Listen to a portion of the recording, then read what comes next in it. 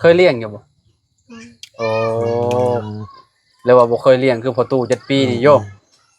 ซื้อมาให้ตายเบิดไก่แล้ว เป็ดก็บ่ยัง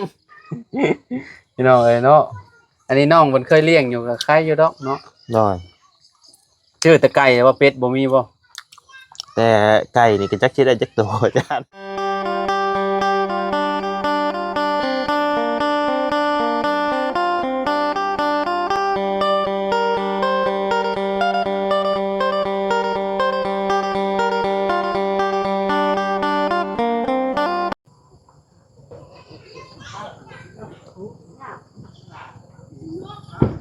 เอาเปิดภาพมามื้อนี้ก็อยู่ที่บ้านหนองหัวเด้อพี่น้องเด้อเนาะหากลับมาฮอดจอดเทิงพี่น้องเอ้ยเนาะเปิดสิฮอดก็ได้ก็บ่แม่นเรื่องง่ายพี่น้องขับรถจากมาก็ได้เนาะเจ็บก้นเจ็บก้อยพี่น้องเอ้ยเนาะ มาแยกทางกันกับประธานอยู่พลานพี่น้องเอ้ยเนาะพอดีว่าบ่าวไร่เพิ่นก็ขึ้นมาพอดีมื้อนี้เนาะก็เลยนัดกันกับบ่าวไร่มาเจอกันเนาะเจอกันก็อยู่เชโปนนี่ดอกพี่น้องนะครับบ่าวไร่ก็ได้เนาะโอ้ชิ้นยังเอ๊ะบานนี่เนาะโดยเนาะโมเมนต์กินข้าวอยู่พะนานก็โมเมนต์กินซีนนี่บ่ชิ้นสบายดีเด้อเนาะบ่าวไร่เนาะอ๋อขาใหม่ๆเบิ่งชิ้นอีกนี่ซีนกว่าน้อยบ่นี่เป็นตาแซ่บเนาะแซ่บนี่พอเราเฮ็ดแบบสำลาเลยนี่เนาะมาแล้วแม่บ่เพิ่งบ่จานบ่บุญอีกซีนโดยสบายดีเด้อน้องเนาะแมวอีกแล้วพี่น้องเอ้ยกินอันนี้ยาเมื่อกี้นี้เนาะปิ้งสำลานะนี่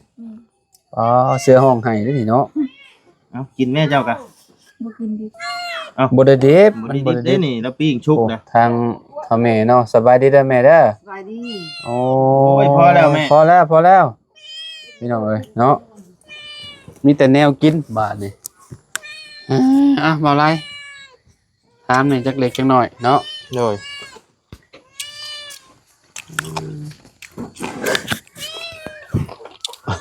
จะเปียกอยู่บ่ฮะจะเปียกอยู่บ่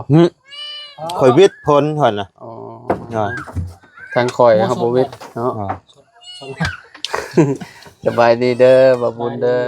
เนาะอันก็ฮอดบ่เจ้ากันได้แม่นฮอดมัก4 โมงนั่นแหละไล่เลี่ยกันเนาะไล่เลี่ยกันผมข่อยก็บิดฮอดไอ้2 โมงแต่ว่าไปแม่วิมาฮอด4 โมงโดยเฮาออกจากเซโนกับประมาณ11 โมง12 โมงน่ะมั้งประมาณนี้ปิ้งชีสนั่นนี่เนาะบ่เป็นหยังจริงฮะง่วงบ่เป็นหยังจริงเพิ่นขาตกพูดคายนี่บ่ใช่บ่กินไก่เจโน่ตกเฮียเลยมื้อนุ่มเลยเนาะค่อยกินลาบสิ้นอยู่เซโนก็ได้กินอยู่เซโนบ่กินอยู่นี่นะพลานบ่ฮอดนะพลานอยู่บ้านเราเด้ทางบ้านเรานะหานเพอเด้แล้วก็แบบจุ่มน้ำไม่เอาพี่น้องเอ้ยเนาะให้เพิ่นนี่พูดแล้วว่าเจ้าเป็นแมวนั่นมากินกินเลยไหมน้องบ่อยากบ่ยังมันนี่ไม่ใช่ข่อยนี่มีเดี๋ยวมียังสิถามนี่ว่าสิถามแล้วคอไก่ใหญ่แท้ว่าคอไก่กันนั่นแหละก็ว่าสิเว้ากับน้องเพิ่นอยู่ว่าว่าสิให้ยับเข้ามาให้เดือสังกะสีจัก8 ฟุตนะเพราะว่ามันใหญ่โพดเดี๋ยวสิงบสิบ่พอชื่อไก่มันสิได้แต่ขอกไก่โดยดีบ่เคยละช่องแม่ผูตัวนึงก็พอโดยก็สิประมาณนั้นแหละบ่บุญเลยกันเอาเป็นตะนางเอาเนาะเป็นตะนางอ้อมเอามันจังหายใจโรคถ้าเอาผักกระจาดปิดมันก็เป็นเมิดบ่เลยเนาะหน่อยหรือว่าผักกระจาดเอาประมาณสักนี่เนาะประมาณสักเพียงแอวเห็นนะทางเทิงเนี่ยเอาเป็นอันตะนางเนาะจะได้คือกันพ่อหมายงูเขา เอาก็ต้องเฮ็ดคอนให้มันอยู่แล้วเนาะ แม่นแต่ว่าต้อง ต้อง เฮ็ดให้มันเป็นแปลนได้แถวนี้ยันงู เพราะว่าถ้ามันมีไข่มีหยังงูมันหมักก็ยัง แม่น อันไก่นะเคยเลี้ยงอยู่บ่โอ้แล้วว่าบ่เคยเลี้ยงคือพอตู้7 ปีนี่โยซื้อมาให้ตายเบิดไก่แล้ว เป็ดก็บ่ยังพี่น้องเอ้ยเนาะอันนี้น้องเพิ่นเคยเลี้ยงอยู่ก็ใครอยู่ดอกเนาะ น้อย ชื่อแต่ไก่แต่ว่าเป็ดบ่มีบ่ แต่ไก่นี่ก็จักสิได้จักตัวอาจารย์ แพงบ่ไก่แถวนี้โตหนึงเท่าไหร่แม่หนึงอยู่บ้านเฮา6-70 เพิ่นมีขายอยู่บ่อยู่บ้านบ่มีเนาะ มี ตลาดเชฟโปนนั่นแหละ ผู้แล ยามเช้าย ามเช้าก็จะเอามาขาย เลือกเอาได้อย่าเอาไก่ใต้ผ้ามาได้บ่เลย ว่าวันเงาตะยุตะโยดอยู่นี่ มีแต่ว่าเป็นน้ำคนเลี้ยงอยู่ น้อย ใช่ว่าเป็นน้ำไก่ก็ว่าแหละเนาะ น้อย ไก่มัน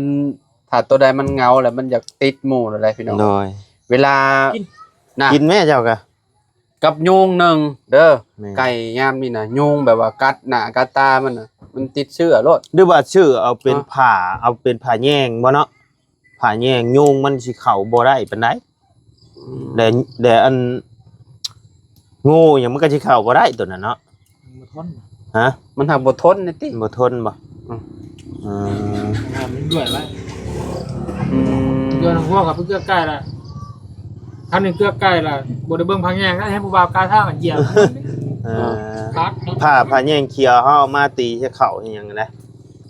ปลาแยงมันนั้นบ่ ผ้าแยงเขียวนะ ปลาแยงเขียวนี่เนาะ แบบอู้นะอ่ะ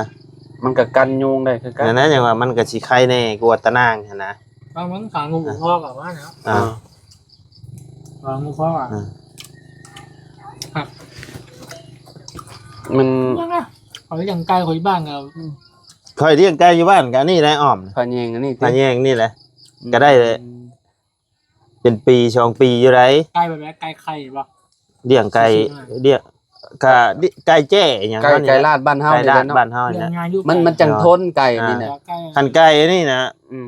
ถ้าเบิ่งเด้อยามหินนี่หยังนี่ตาตูบตาโปบ่ได้ ไก่อันนี้เนี่ยมันบ่อยากทนได้ อ่า ไก่นี่นะมันอยากอันนั้นได้ ไก่ที่ว่าเบียดเพิ่นย้อมสีมาขายนั่นแหละ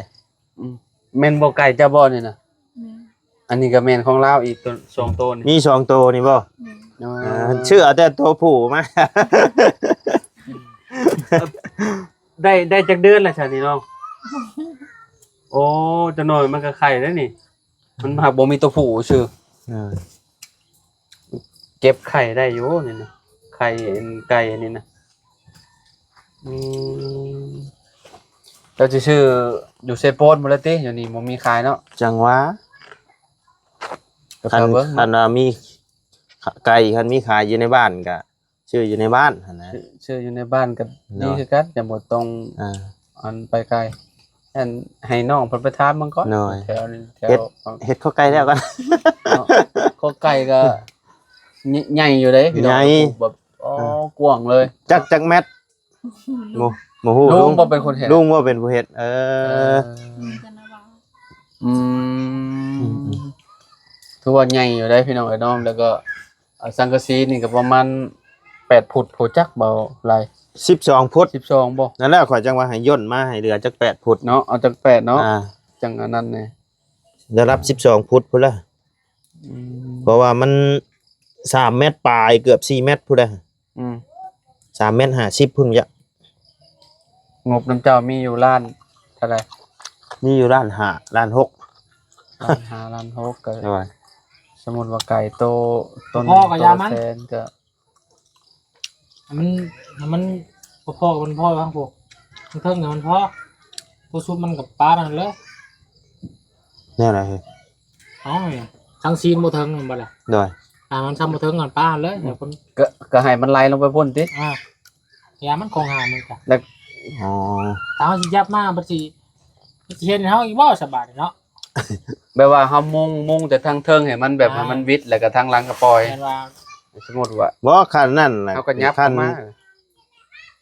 ต้องถามทางช่างเพิ่นว่าเฮาเอาแมทมาแทกมันตกลงมันจะพุดกันแน่หาข่อยก็ยังบ่ได้แทกเบิ่งแต่ว่ากะเอาชื่อหา อืม ข่อยกะเบิ่งแล้วรับ10 10บาท เบิ่ง ก็ได้ ปะบาทเนาะ ย่างไปเบิ่งก่อนเบิ่งคอไก่น้องหัวเพิ่นก่อนพี่น้องให้บาบุญเพิ่นนั่งเผาซีนก่อนจะได้แมวสิหลักไปกินเนาะไปพี่น้องเอ้ยเนาะมาเอาไล่มาโดยอ๋อโอ้บัดฝนตกคุมื้อแถวนี้พัดเนาะอันนั้นพี่น้องเอ้ยเนาะบ้านนี้พัดแห้งบ่แล้วบ้านนี้ใครแน่เนาะโอ้ย้ายอาจารย์ไปนี่ประมาณ3เมตรปลายแต่ว่าความกว้างนี่สิเอาซ้ำเก่าหั่นนะแต่ว่าความยาวนี่อยากให้ย่นเข้ามาอยู่จักประมาณนี้หั่นนะอยู่จักประมาณนี้อาจารย์อันนี้มันรับเพื่อเยินลงไปอีกก็12 ฟุตพุ่นเด้นี่เนาะนี่ยับเข้ามาประมาณนี้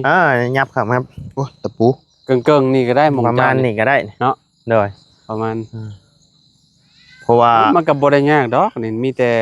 ตอกอันนี้ออกแล้วก็ย้ายเข้ามาหั่นนะน้องหัวแม่นย้ายตัวนี้เข้ามาย้ายลักมันเข้ามาซื่อๆย้ายลักเข้ามาแล้วก็เอามาขุดมุมนี้ก็ได้นี่เอามาให้มันอยู่ไม้48ตัวนี้เลยตัวนี้ตรงนี้นะตัวนี้คันว่าจะปะเลยก็ปะบ่เป็นหยังไม่ก็ได้เนาะตัวบ่กว้างอยู่3เมตรเนาะกลัวความกว้างนี่นะความกว้างนี่ซ้ำๆกันครับความกว้างกับความยาว3ปลายบ่ได้ตัวนั้นเนาะไก่ซ้ำสิอยู่ไก่นะมันแล้วเจ้าก็ต้องเฮ็ดคานเนี่ยมันขึ้นไปอยู่พร้อมแล้วนี่แม่นแต่ว่าเอาทับปะไว้อยู่แต่แถวลุ่มมันก็แบบเวลาฝนตกฝนหยังมันก็อันเปียกเบิดมันชุ่มแต่ใกล้สิเบิดแล้วแหละฝนก็ได้เนาะบ่ค่อย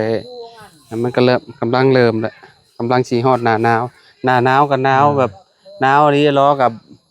บ่ดีได้ไก่ก็ได้เลี้ยงไก่เลี้ยงเป็ดยามยุงหลายนี่โอ้สุดยอดแล้วพี่น้องเอ้ยต้องฉีดวัคซีนให้มันพร้อมเพิ่นก็เฮ็ดไว้เพิ่นเฮ็ดจักมื้อ2 มื้อแล้วไม่นี่มาแต่ใช้ซะได้อ๋อไม่อันนี้เฮือนเจ้านี่เนาะ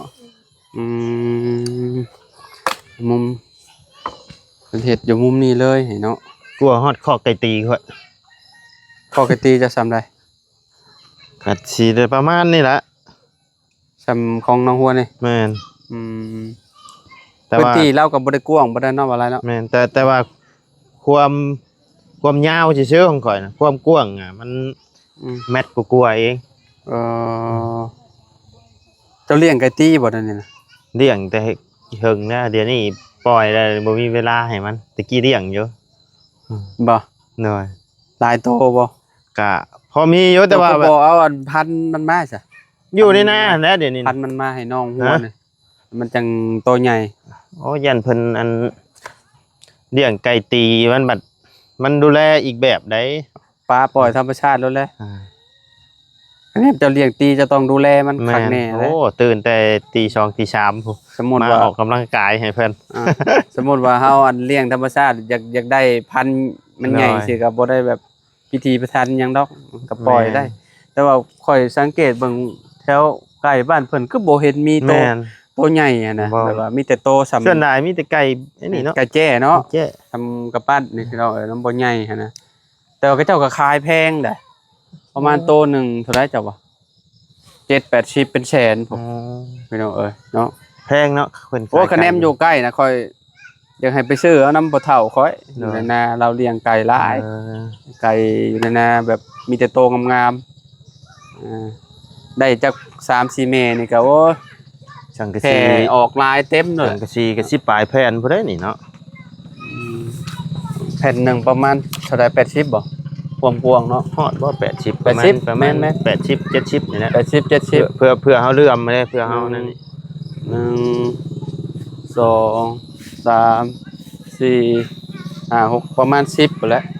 11 12พุ่นจ้ะ10ปลายเนาะประมาณนี้พี่น้องเนาะมื้ออื่นเพิ่นได้สิได้ชื่อมั้ยแปลนเบิดแหละเนาะแล้วนี่ตัวพี่น้องแต่ดินหักดินมัน ฝั่งนั้นอยากค่อยๆแน่พี่น้องเนาะแถวนี้ก็ถมบ่ได้เว้านี่เนาะตอนนั้นเนาะ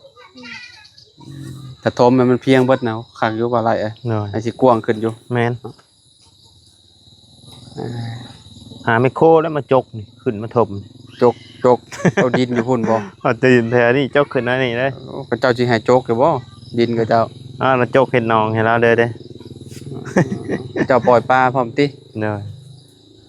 น้องเลิกบ่อยู่หั่นจ้ะ บ่ได้เลย ตะกี้มันบ่อันนั้นนะน้องมันเป็นแบบโศกแบบนี้เลยบ่ นี่ อ๋อปล่อยปลาคือสิมีแต่โตวใหญ่ๆเนาะสมมุติว่าปล่อยเนาะพี่น้องเอ้ยโอ้น้ำแดงครึ่งอยู่ น้ำ เว บ่ ลาฝ งาม นต เนาะ กแล้วมันไปพุ่นบ่มันลงไปพุ่นบ่ แม่น มันเป็นห้วยบ่ทางนั้นก็ได้ แม่น เออพี่น้องเอ้ยเนาะประมาณนี้แหละเนาะ เด้อ ข้อไก่น้องหัวเนาะเบาไล่ก็เป็นเจ้าภาพพี่น้องเอ้ย เจ้าภาพกับจักชี เจ้าภาพ จะคิดได้จักโตเนาะ จักชีได้จักโตแล้ว สมมุติว่างบบ่พอก็จะสิได้จักโตแล้วพี่น้องเอ้ยเพราะว่าเพิ่นก็ต้องได้ซื้ออัน ต้อง นี้มา ซื้อ แอมอีก ต้องใส่ตัวนี้ให้แล้วก่อนก็ เนาะ คันงบบ่พอก็น่าจะได้แต่เคาะนี่แหละพี่น้อง ได้แต่คอก เด้อ ไก่จักโตหนึงก็พอ เด้อไอ้ไก่นี่แล้วนะเอาเข้าไปนอน ไก่ลาวมีอยู่2โตแม่นบ่ เพราะว่า กับตัวนั้นเนาะ เพราะว่าคันได้เราได้เฮ็ดแล้วมันใหญ่ใหญ่เกะใหญ่กะคันสิยับเข้ามาก็จักจังไรอยู่เนาะ แม่นเดี๋ยวจังว่า บ่มันแหละเจ้าก็ให้เพิ่นวัดลองเบิ่ง หน่อย มีวัดอันสังกะสีอันจาก ได้ เครื่องนี่ลงไปลุมว่ามัน หน่อย ยาวเท่าใดหานะ หน่ เนาะ อย คันว่ายับก็คือสิยากเพิ่นแหละ แล้วยังไง อืม เฮาคันนั้นเฮายับเองก็ได้นะ อืม ยับเองก็ได้ มีแต่ทอนลึกตะปูออก ห แล้ว น่อย ก็ ตะปู ขุดรากไม้ติ หน่อย ก็ยับมาพี่เนาะ ยับ แค่ มาพี่ แค่3ต้นนะ แม่น3ต้น เอากระทาเบิ่งซะเนาะ หน่อย พี่น้องเอ้ยเนาะอันแยงเขียวๆนั่นคันนี้มาเจ้าซื้อเจ้าก็ต้องให้ซื้อแบบมันอันนั้นมันยาวเท่าใดก็จะแบบความกว้างเท่าใด จังว่า ผาแยง ต้องซื้อ2-3ก้อพุ่นนะกันซื้อ เพื่ออ้อมเนาะ หน่อยเอาโตแบบประหยัดงบที่สุดนะ อืม แบบนี้ก็ได้ แบบนี้ก็ทนอยู่นี่ แบบนี้ก็ทนคือกัน เจ้า เจ้า มีขายบ่แบบนี้จ้ะ ใช่ แบบนี้มีขายบ่แบบนี้ทนอยู่ได้แบบนี้มันเป็นยางนี่ทนอยู่แบบนี้ กะ เป็นยามื้อนี้ก็ได้อยู่ อ่า อยู่ได้โดนอยู่ดอก อยู่ คะแนนมันบ่ถึกฝนมันก็ แม่ แฮงสิอยู่ นี่ โอค แบบเฮามุงแล้วเด้ก็สิทนอยู่ อืม ได้เป็นปีอยู่แล้ว ได้อยู่เนาะ หน่อย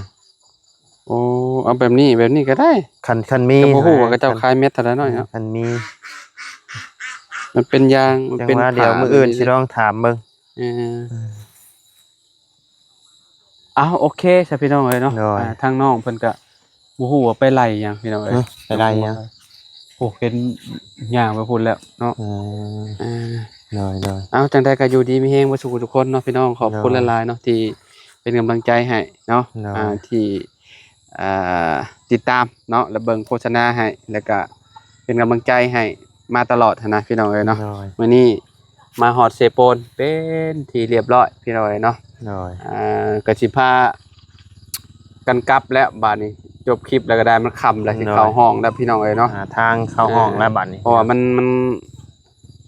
ไกลเติบได้จากบ่อนพักมื้อนี้ข่อยฝากอยู่เวียงชัยบ่าวไร่พักอยู่ไสเจ้า จังว่ายัง เพิ่งบ่ และไปหาลุงเฮิมกับบ่บุญก่อน หน่อย